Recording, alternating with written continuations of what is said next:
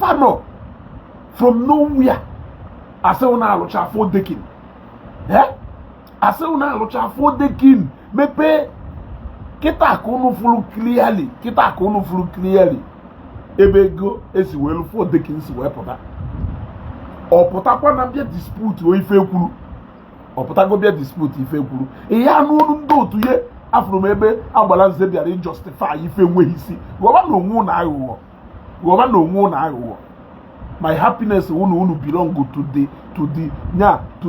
the minority unu belong na ahụkwori nke ndị serite isi a na-anụ olu ha anụ nyaw my happiness unu belong to ezigbota minority unu usu enweghị ọnụ unu aya dị ekwu eziokwu ana m ege ife agbara nze na-ekwu agbara nze na-atatogheri ọnụ the worst part unu onye ọnwụ na-eclaim na ọ na-ekwu eziokwu ife mma ekwu uwe eziokwu dị n'okwu a ka mma ekwu agbara nze na-atatogheri ọnụ onwere ife ụmụ oyi ekwu ọsọkwa nya were na anawo 1 billion mụ na agrie n'ife mma enye gị 20 million wee jelewa ị na-atatogheri ọnụ iyekwu eziokwu 200 plus of land na umoji ka go na ndị nwa ana discourse chalụ ama nke esi eme real estate business enwere ike gwarụ na ife ya drop ife doka 5 million ị drop 5 million then ịba n'ime ana ị drop kwa another money ihe esetu a na-akwụ ụgwọ maybe after every 2 months after every 1 month ị na-update payment nye ka ndị mmadụ lesịrị iwu 200 plus of land ịmakwife 200 plus of land ọsọkwa enyanwụ na-elewere ugwu ana ahụ n'ọnụ 1 million ọsọkwa enyanwụ na-elewere ana ahụ n'ọnụ 1 million ife ọwụ 200 million iwee kwụ 5 million wee jee lebe ana according to Akuzion o nwere ofu onye kwụrụ 10 million according to Akuzion iwee jee lebe ana ikekwe ileta na 200 300 na diana iwere eje lụrụ for dekin instead of ihe wuruzie ego jenye ndị nwa na fa imokwuru nwere ife dị iche na ahụ pụtara 800 million ọ pụtazie na-ekwu na onyego ndị 100 ka i wee malụ ka this guy si agha aghụghọ ka i wee ma na this guy wee ekperima ka i wee ma na this guy wee onye ori ọ sịghị millions of naira ka o nyere ha ọ sị unu nyere ha millions of naira millions of naira o wee je nwee dedekata payment slip o tiri nwee sị na ọ wụlụ not 2 figures nya ịmana not 2 figures not to talk of 3 figures we fedo before 00006 ya before that 6 zeros oye nse mpanụ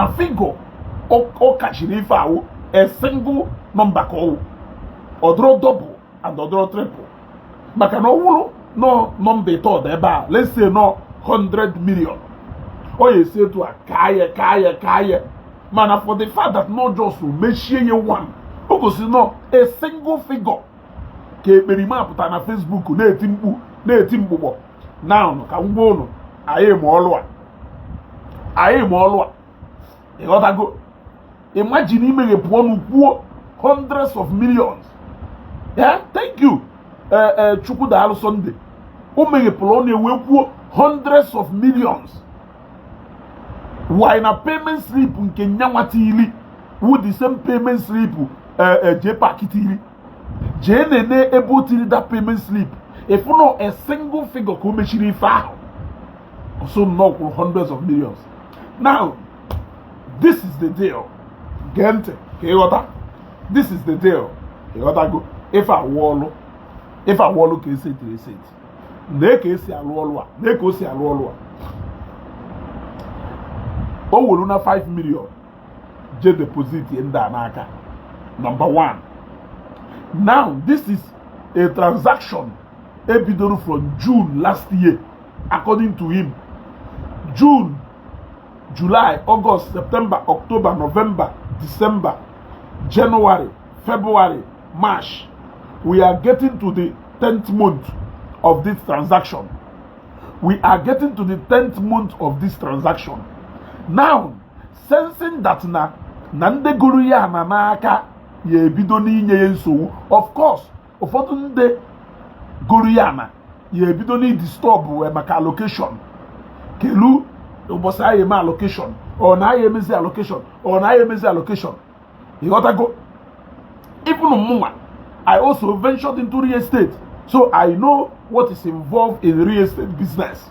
I know what is involved in real estate business. You got to go.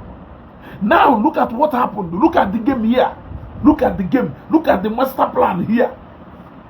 The moment in the Goluya na na-enye so, where is that alarm? Or is that alarm? He wasn't expecting Nandu Moji. He responded immediately. Oche no ye use media advantage. Oche no ye use advantage oji we ka we voice na social media. Oche no ye jiye we lo jobo ga. E wata go. Okwu ye ka nde Goluya na we say so no Jerry Ghana. Egwu ye wayo. Na-egwuri wayo hundreds of millions. Ha! Na ihe enwe ndidi. Ayi enwe ndidi. E ghọta go. Ande ka iwe mmalụ na onye awụ onye ori. Ka iwe mmalụ na onye awụ onye ori. Onye ji polisi wee je buru alụsị egwu global. Onye ji polisi wee je buru security guy na-alụ na umoji during the time of Ebudon jere umoji. Onye ji police, I am go about 2 or 3 incidences. Ebe Mathias ji police weje arrest mmadụ. Mathias wee sị no ha eme ife police. Ịnụ ko kwuru na vida, no ha we eme ife police no court. Ma na court na take time. Oh man, no use police. Police will do investigation. Pay attention. Pay attention. O wee sị no ha we eme ife police. We look at the police, they go to men that arrest, number one. He just may arrest, charge say to court. Or so, no halfway me fe Maximus Patrick Ezigbo Mado. Or say, no halfway me fe police. Because it will police jeme mad arrest. Police ye me investigation.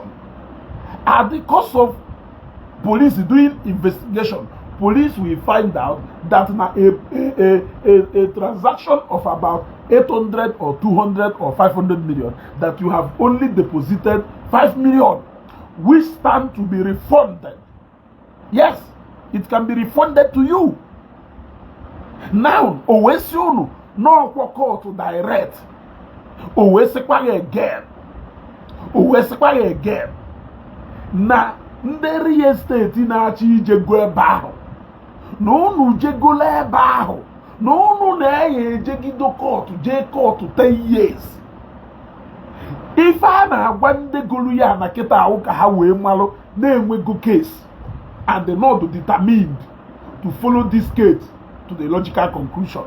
He is indirectly buying time as a perimowu. He is indirectly finishing job call. If I will finishing job call. E what I go? Ese ti shagolo. No ke finish is the all. Ka yesisi we finish the all. People batasi unu na egwuri wayo. Unu noruzie na eme na egwuri wayo. E what I go? Una na exercise patience. Ana enyezu unu update na eje court. Na ka echi niile na eje court next week.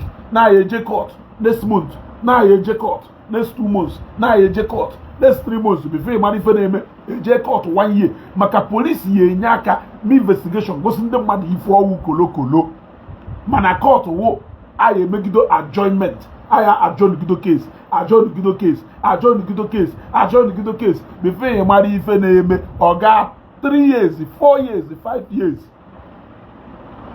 Yes. Oh, if my uncle Golan and Newi, my uncle nke tọrọ mmadụ wee tọ papa ngora na Nnewi na 2010 na year 2000 ekpegidori ikpe a na nọrọ close to 10 years na court before we be resolve well. Now in a case like this, in a wayo case like this, in a ohianyocha case like this, you will look at case where piachiye a man may na perfect finishing to that job.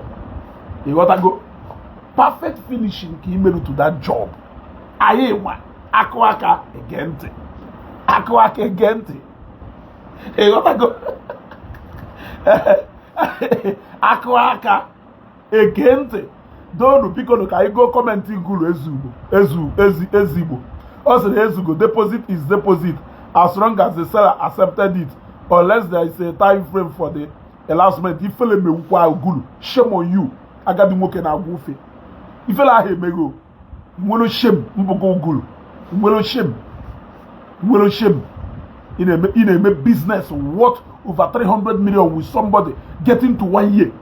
The only money when he deposit in 5 million. He saying deposit is deposit.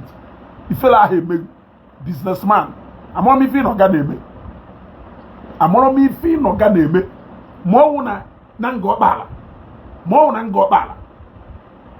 Yeah, only 200 plots of land. 200 plots of land. Insecure nango bala. Ego omena na akwuru na wegone. Yeah? Ego mena na akwuru na data na alone wegone ka owo. Yeah? Ego mena na akwuru na is over 3 million. Ego mena na alone akwuru na is over 3 million. Nyake na asim ni igolu 200 plots of land from mmado getting to 1 year. He deposit here 5 million for over 1 year. Yeah? For over 1 year. Yeah? That traditional worker, I greet you. For over 1 year. Yeah? A same na deposit is deposit. Businessman. I'm not me feeling na Ghana. I'm not me feeling na Ghana. Yeah? Ndị mmadụ wee gụwe na wee kụchasịcha ya na iwere ego ndị mmadụ jee rụọ fodekin. Iwere ego ndị mmadụ jee rụọ fodekin pụtazie were kamera maka na ifilu nọ ịrọshi ha to social media bịa tie mkpu ndị mmadụ asị ewo. Imagine ọwụlụ na this secret elikio obebe na-ekwurie wayo hundreds of millions. Okay, ọwụlụ kịta na guru kịta, ọwụlụ kịta na guru a kịta dewere ahụ na ọmụ ife. Ọwụ na guru a mụ ife. Ọwụ na guru a mụ ife kịta. Let us assume kịta na guru mụ ife. Ndị otu m, let us agree kịta na guru mụ ife. Anyị gbakwa n'ọma ha mana let us assume that na guru mụ ife.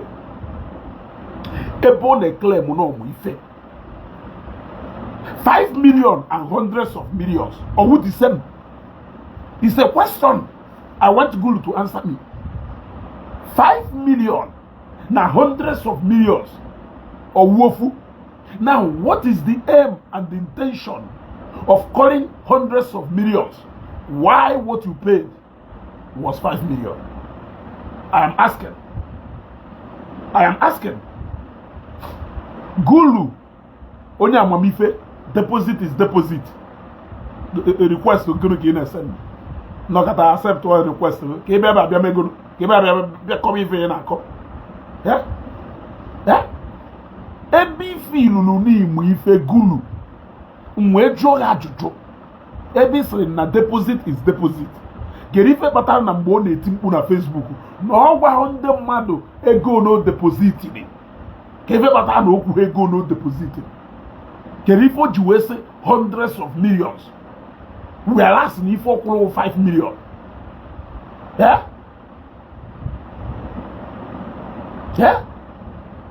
Channel of Truth to say they have an agreement that after 2 weeks he will complete the money and they signed it. Huh? Whether an agreement hamwelu or 2 weeks or 3 months, the fact remains that a business transaction that lasted for 1 year, 5 million is poor deposit. Yes. 5 million is very poor. Now, for him to come out and they cry that Nahana play hundreds of millions, with criminal intention. Criminal intention. Now, what is that criminal intention? I have said it before. The criminal intention is that a lot of fans here are going to and umoji. Let me tell you, a lot of fans here are going to now. Close to Mado 50. Akugwana Ikekwo Akutago over 400, over 500 million nana. Because for Nyama, it was hundreds of millions. If you go say, Nande Kwero Gwana Kaye Akugo over 100 million nana. Let me analyze it to you. Yes, and for him to say hundreds of millions, he won't move one Gogodulu ana, let's say no na 2 million. And when he came, we go do one Gogolu 20 plots. Only go 5 plots. Only go 7 plots. He got to go hundreds of millions is aimed at making them because of what no depository 5 million. Only go na 20 million yase. Keruka nsi we go na 20 million. A deposit 5 million. Manokwo no depository hundreds of millions. Ngoma gola na 20 million. Amaloni na ego nke yu ka na angori ala na ego ezuru yezu. Amon no na agota ko ife na-ekwu. Amon no na agota ko ife na-ekwu. Owulo ni igola na 10 million or ni igola na 15 million or ni igola na 20 million. Ekwuzie na anapụrụ hundreds of millions. Iwe maloni na ego nke hu ka na anwala. Mana okwu na anapụrụ 5 million. Ya si no we go na 20. Anapụrụ 5, 15 ka dono. O nwere criminal intention na that video meru. Yes. O nwere criminal intention na that video meru. That video meru false alarm. O reziri intentional. O reziri alarm intentional, aimed at misleading his customers.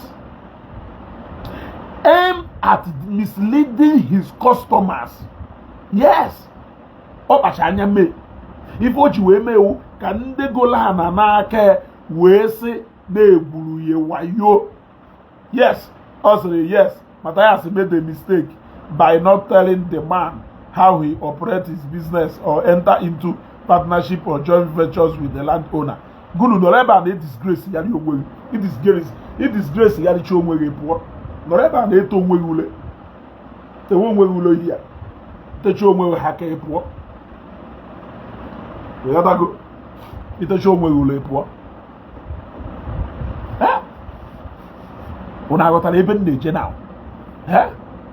Amon no na got ebe nneje. Now, go me shall that video. Even na fuzi ebe niile. Hey, na Mathias na etimbu na egwurie wayo. Ndị mmadụ a na-emeziri sympathy. Ndị mmadụ a na-emeziri ebele. Ndị mmadụ a na-emeziri ebele. Ma ọ wudo onye biri moto high purchase. Wee bi moto n'ọnụ 5 million for over 1 year.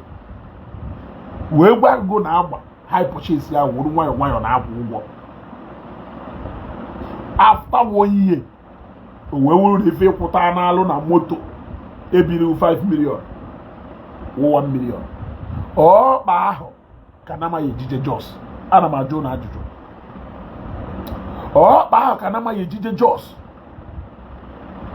Owulo kwuru ndị Igbo ile ha na-aghọ ka bread rezo. Ile ha na-aghọ ka rezo.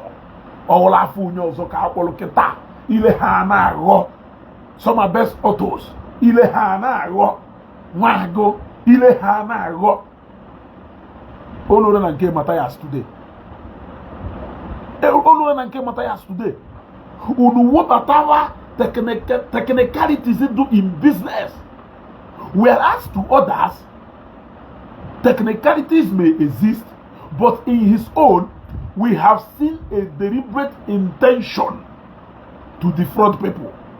Why do I say it's a deliberate intention? Why mention hundreds of millions when you know that they go equal 5 million?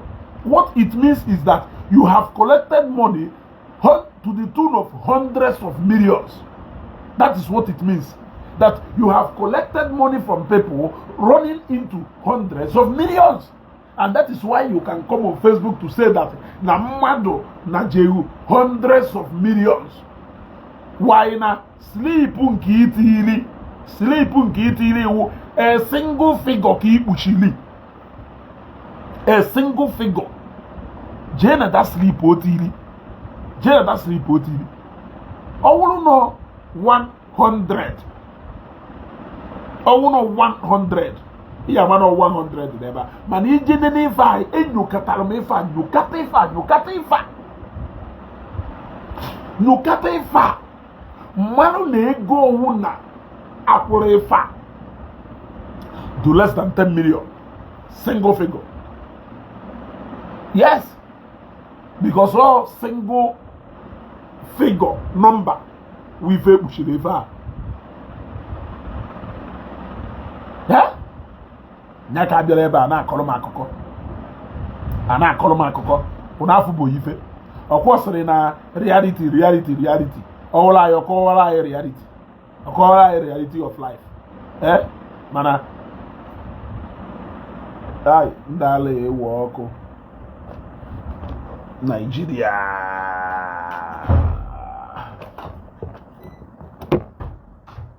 Jebaye jena o.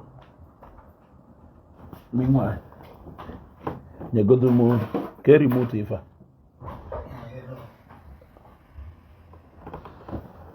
Hey.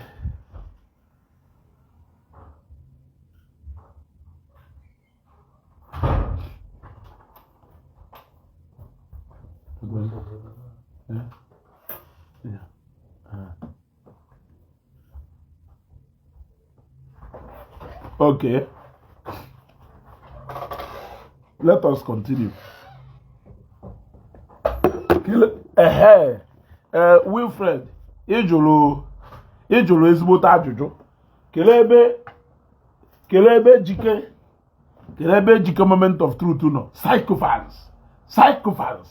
They are psychophants. Ya fuye anywhere. Ogbafuona. Orokuro na ndị Igbo gbapụta ile ya na agbaka bredrezo. Ile ya na agbakara ezo mara nchala. Kelebe jike moment of truth no. Let him come out. This is the time. Bakutu no Mathias no ga hotolo. No well criminal intention o juwe to ga.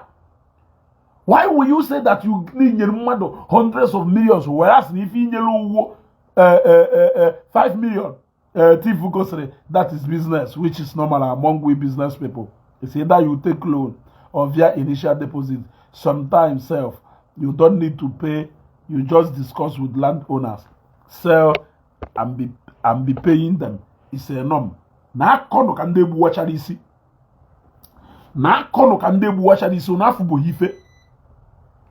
Unafubo hife. Na kono kandebu wacharisi. Unuchena ndono na hana emife unde itibore boko no na hana emife.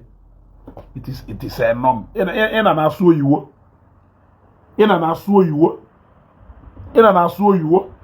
Yeah. Ina oyiwo ke ka na aso. It is a norm. Ina na suo yiwo iye mecha su Igbo ma oso Latin. Ika na aso grammar. Iye mecha su Igbo ma oso Latin. In a way, onye go na discuss why na agreement you cannot hold. You have defaulted for your agreement. can eku. It is normal. It is normal. It is normal. Ọwụlụ na inyelu matematika ego maka anụ umoji jee jide gbe nyanye ya ego jee jide gbe nyanye ya ego tifu ụkọ nke ngopụta na nga ọkpala akwụrụ ụgwọ cash. Yes, nke ngopụta na nga ọkpala akwụrụ ụgwọ cash. Na so land business be akwụrụ ụgwọ cash. 1. Then 2, in some cases where mfugolu ndị real estate business ndị anọ into real estate business na-eme deposit at least ana what ebe 200 million, i deposit go to at least 50 or i deposit at least 20, i deposit kwa 20, i deposit kwa 50. Okay, say me or need deposit refer to kebe 20 or 30 caterpillar banana efu no one dey be so i deposit kwa some money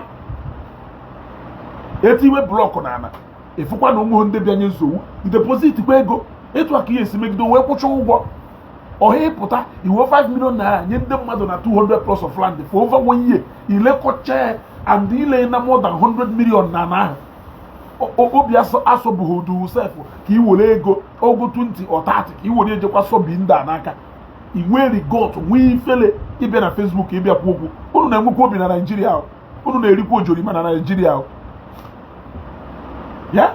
unu na-erikwa ojorima na Nigeria na only Naija una dey do cash things. Una dey do cash things na why una economy no dey grow. Thief uko e agwa na anyị a plus of land oni nwere n'obodo ino. Bidonu ba ye gwa anyị plot of land oni nwere n'obodo ino ebe a na-enweta credit.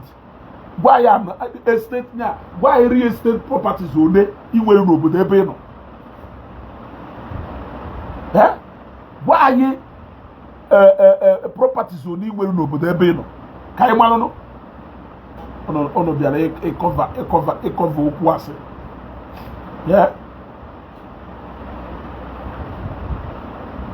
Ono biara cover okwu asị. We are waiting for him. We are waiting for him. Ono should they defend the nonsense. They defend the nonsense. If okay eme wo bia na video ahụ omeru ogwa anyị obia na that video omeru ogwa anyị na mu kwele nda 5 million. Na mu kwele nda 5 million. Oya si no nyelu hundreds of millions. I am asking you, we are not fools. Kelu intention oji we use that word hundreds of millions. Ebo no 5 million ko nyelu fa. Ko no mu ifu no neku, ko no mu ife. Tifu ko ina ife na call abstract nonsense ke na call. Ina call abstract nonsense. Dangote je na loan, Mathias Roya je na loan. You got to go. If in a call nonsense, what I am asking you, come on a 5 million or to normal. Come on a 5 million or to normal, not a normal terms of agreement in a business. Kerife batalo no or admit you not for 5 million. Why would you use hundreds of millions? It is a question. It is a question. Ebo wuna na 5 million or a normal term of business. It is not out of business. It is the right thing, right? You must not pay cash. You can agree with people. Now, ebo mana na business ya follow normal terms of agreement ya nwere. Kerifo datalo no admit you no deposit in that 5 million. Why would you use hundreds of millions instead of 5 million? Kono mu ife. Come and no make the right thing. Come and no follow the normal agreement in yana hangwell. Why did he use the terms hundreds of millions instead of 5 million as agreed by them? As agreed by them. He simply used that illustration so that he can cow the numerous people who go to Ghana. Kawe believe na millions of have konyolo be neji get deposit ye fa na neji ekwu Ghana ma na egwuri wayo. Whereas na ego ni na sit somewhere na mpo ebe eji ewelu 4-story building. I will not tell you people what to do. You want to go? You want to go? I will not tell you people what to do. Oje woluli so color we cover 1.5. You want to go? Yeah? The same 200 plots. The same 200 plots on a wood. I secured 200 plots. Nango baba.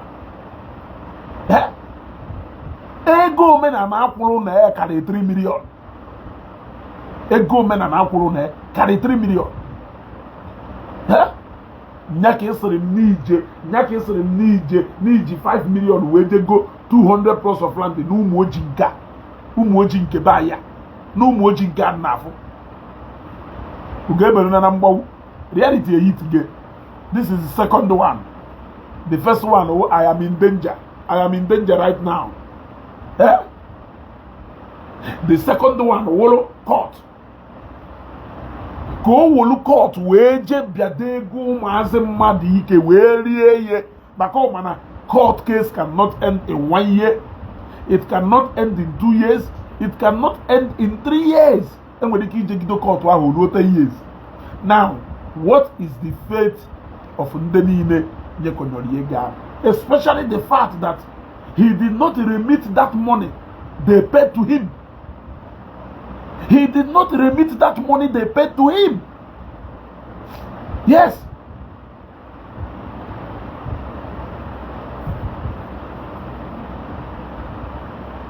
Eh? He did not remit the money Hakurie, Mako no remit at least 30% or 40% of ego Hanyeruye. Owe balance ya with hundreds of millions so on. Let us assume that on a total amount of money on Atagona now is 300 or 350. And the no remit in the one now 100 or 150. On a pussy hundreds of millions or that buy. It must be for hundreds of millions and the 5 million. It must be for hundreds of millions and 5 million. Eh? Eme per car stand. Law for decking. Law shall for decking. That low area office complex. Low 1-story office house. Neighbor na Koputipa. Just 2 years ago. Wo onye no stand by wo tale guy Koputipa. Akopuro le tipa yo burie. But kita e batazie na garage. If about tipa 7 or tipa 5 akopocha gola akopocha okolo mweju ose ogunu na-eme owuzuku gumgola o nwere onye ngwa ekwugo nya na program meba na ife mathias na-eme na real estate o na-eme ewu olu oje negotiate here with ụmụnna olu oje negotiate here with family owulu a middleman ole ana ahụ nye ha ego ha wolu nketi na akpa ekwugo nnu ugboro one agwago nya ndị mmadụ ugboro one ndị sịrị na Mathias nọ into real estate ngwa ha yes ọ nọ into real estate but look at what he's doing. What he is doing is not a middleman ka ọ na-alụ. It's more like an agent ka ọ na-alụ. Ole or return on ndị nwe ego o were nketi na akpa. But this one he decided to be greedy. O decided ka ọ do greedy na this one. O wee dọpụta ya ọkpa n'ilo. Eh? O wee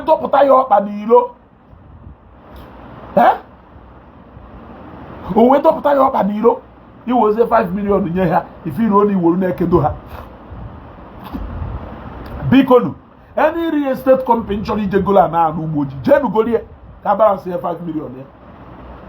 Any real estate company chọrọ igo anụ umoji ahụ. Jenu goluye. One ụgwọ ka balance ya 5 million. O nweghị ife ọ ya eme mba ya efe. One you unless no portal with evidence. I can will benefit of doubt a na-enye. Benefit of doubt a na-enye ewu no pụtara kịta wepụta transaction slip o ji wee kwụ nda hundreds of millions. Mana ọ bụrụ na o wepụta transaction slip o ji wee kwụ nda hundreds of millions, it means na o jere isuru ana fada ohi ahele 200 plus of land 5 million anywhere na Nigeria. Wee be ihe gota 200 plus of land 5 million anywhere na ana Igbo ebe anyị nọ. Onweho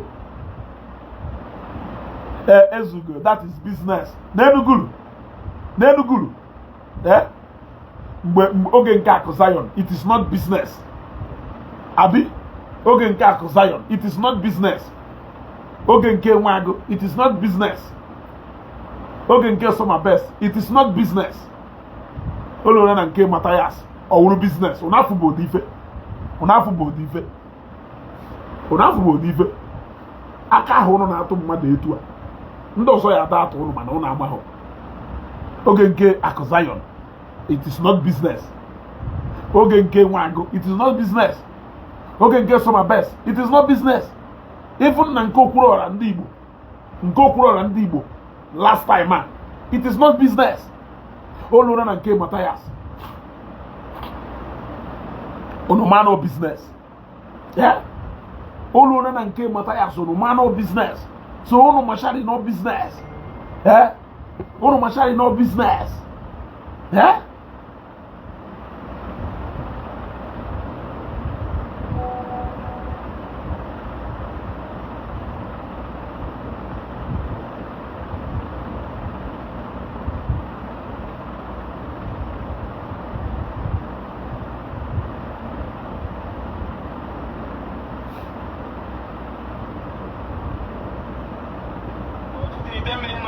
Local government Anambra State. So ebe m nọ n'umoji. Onwe ihe nchọrọ igosi gị na-achọ imebi ihe n'umoji. Na-akpọ ụmụ Igbo niile, na-akpọ ndị umoji niile m na fadị na mma. Ụmụ Igbo bụ okodu. Ka unu bịa n'ihe achọghị imebi ebe ma ezeaku ejọfọ nọ. Ebe m na nwanne unu ofu onye nwanne unu nọ. So bịa na ka m gosi unu this property na-achọ imebi ihe kịta n'umoji.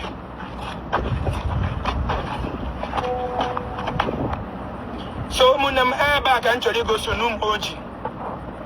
Anaghị na-afụ n'umoji ka ọ dị n'akụkụ Mercy Girls Secondary School.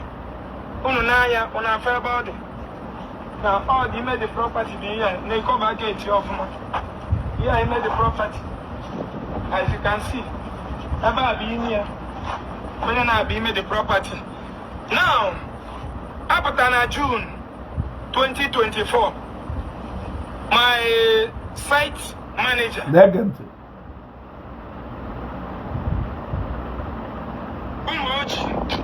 umoji dị Idemili North local government Anambra State. So ebe m nọ n'umoji onwe ihe nchọrọ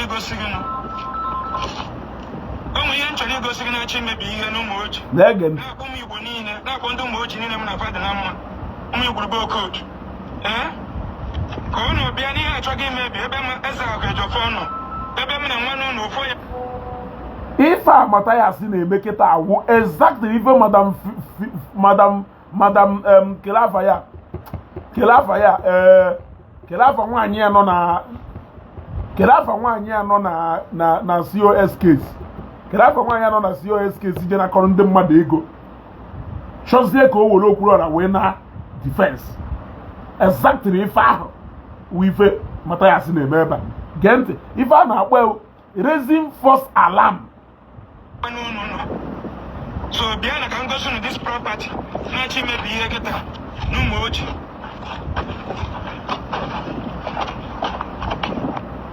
So ụmụnne m ebe a ka m chọrọ igosi n'umoji. Anaghị na-afụ n'umoji ka ọ dị n'akụkụ Mercy Girls Secondary School. Unu n'anya unu afọ ebe ọ dị na ọ dị ime the property dị ihe na-ekọba gate ọfụma. Ihe ime the property as you can see ebe a bụ ime ya Adọma Mbala. na-abịa ime the property.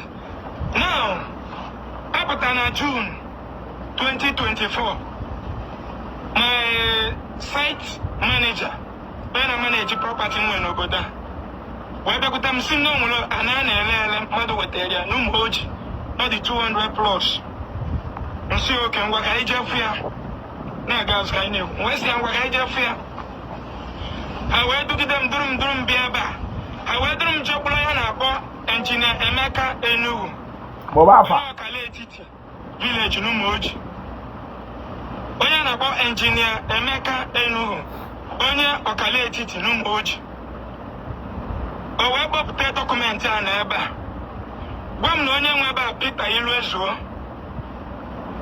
Iluezuo na onye nwe ebe a na mụ na Demane ga-afụ mbọsọ ga-akwa nne ya Demane bata ịkwa nne ya ọkpọrọ m jee mụ na Demane ekenecha anyị wee kwuwe biznes a na anụnwa ka wee lesi m ebe a so Demane sị m mụ na PA ya ube n'ihe ọ bụla mụ na PA ya kwutere isi oke that I should do everything through his PA n'iru ndị niile dum wee bịa PA kwugide kpuchie weta account number Demane Access Bank ihe afụkwa ya ebe a na omume deposit nwere millions of naira kwunye since June last year next 2 months na omewe million oh millions of naira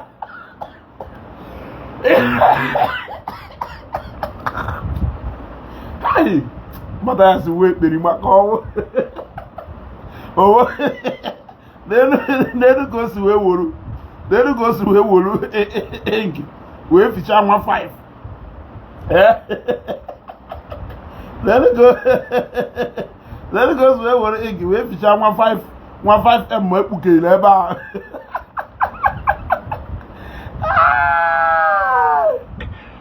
millions of naira na account millions of naira engineer Emeka Enugu ahụ bụ engineer na onwe ya maka engineer ọnụ ya na-atọ ka shuga ntu nke usi atọ ọkụ aka ụtọ na-akọ bụrụbụrụ ọnụ ya na-atọ ntu nke usi atọ ọsị m na onwe kesi na PG Umoji na-egburu PG Umoji na ndị Umoji na-ebo di ya na onye nwegburu PG na-ekpori oku na Abuja na ya chọrọ ije Abuja mbiko mbinye ego na ya jesiri n'ebe IG mere invite na Abuja ka ya bịa kwuru ọnụ ya na ya jesi abata ekewego di agent musi na agent ego minus ya munye bi ego agent minus ya dị 500,000 a na-eke ego agent ekwubo ụgwọ a na-eke ego agent a na-ekwubo ego na ka a na-eke ego agent mgbe were 500,000 naira tinyekwala ya nwe na separate account nke ya asị m na ọ gaghị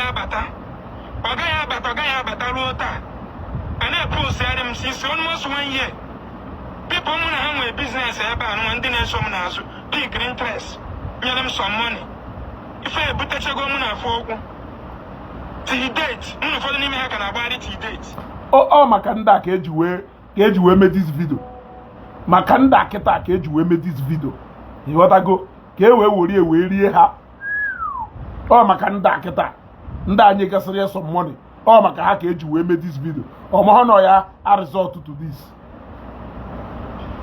only that I believe that many people need to go my follower that they love me so much and I'm going here for one I'm on a one and go for one now these people they my millions of naira where pata some days ago when I look at no real estate also hana ekwo aba actually resi aba ihe nji bịa na-ekwu okwu maka ndị real estate ọbụla achọghị iresi ya na onye nwe ya Peter Iluezuo n'Umoji n'akụkụ side Mercy Girls onye real estate ọbụla achọghị iresi ebe a biko gbawa ka ọ gbara gị ebe a nọ n'okwu these people are holding my money engineer dey pick si call m nyere m nọmba ọga isi ya da akpọ ọga na fon echego m na be Peter Iluezuo meet ụmụnne ya nye m nọmba nke ọ tọrọ ka nke tọrọ ya nke nọ Lagos akpọkọtana m onye nke otu a ga-esi post ya dị m nwa bụ ezeaku eji ọfọsụ Igbo ndụ na-atụnye nke m ka onye ọzọ dị mma ka nwanne m onye Igbo onye Umoji ga-ejide ego m for close to 1 year ego ada amụtala m anything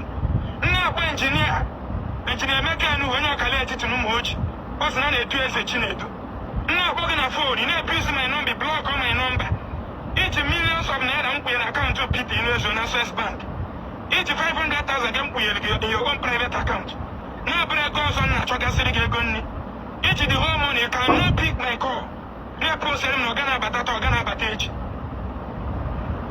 now nne ọnụ na estate ọzọ na-abịa na ha chọrọ irebe steeti ọzọ ihe so ihe njekwuru okwu a bụ na anaghị kịta estate ọbụla m fụrụ batara ebe a nọmba 1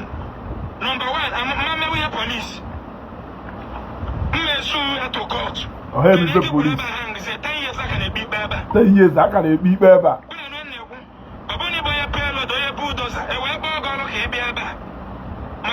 That you are risking your life. Name 5 million. Because now I'm going to do what you be about for you. On the sense be about. I got this one make arrest. Name 5 million. You then now, secondly, we're going to make up the matter court. Open on a child no back I settle on. I'm not going to feed that because do much in here. Since some people I'm poor, I'm not the name of the Gorana no much. And when people gossip property no much, no problem. Which do much. Umoji is on a village on 10 million. But got a neighboring village and one and a hana so. Jay Bar of my Ibama Manatandum Boch, but that's why I am well. Or patronize Baha. I'm not going to say ban and keep it in Lusso. Okay, I did. Umoji about record once in 10 million no way got the consign. I'm a living witness. So Pity Lusso, Numunia, Napi Abba, come on me from Melon.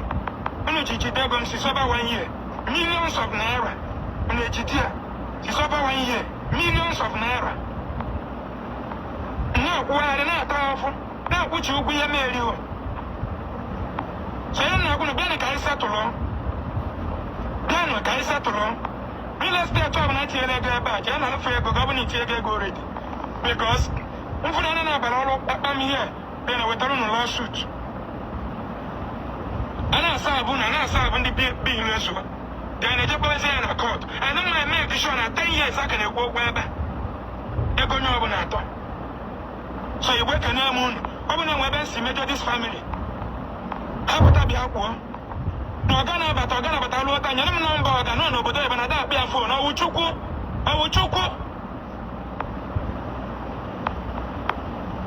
When you did go no dear and then so go grandma call them no. When you acquire going for the hand of my corner, you're in a malon, the women see girls. The way they are not here. The queer for their gas, no food here. And I'm not a ezeaku. Macambunita, Emma Ogun Kamadia baby. My ezeaku bonina. Come out to get you when it's play. Ogun Kamadia baby. So I become do much, you know, Maka, Emeka, Enu, Nazachino, Dono Kaleti to Docha, Nebusio, 1 to 1 of them. Now when Manka, Bronca, Manoruziano, Echo bag, I can also, it does a column. You know? Because on a platform do much. Have you set along? I call go a bido, Mbunito or to happen to Godia, or Gomadia baby. So I'm borrowing them in a real estate. I can't be. I have only twice in a real estate. And I walk wherever. A matter, yes, never no. These people are holding my money since June. Last year, I got a payment slip. It's under here. Guy. Smart criminal. Smart eberima. This guy, smart eberima. Ọwụrụ n'inwere ego inyelu ya maka na jekwo na-alụ ya ego na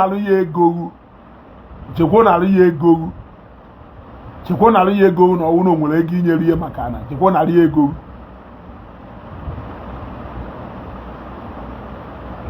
N'ọsụkwa na-achagharị anya.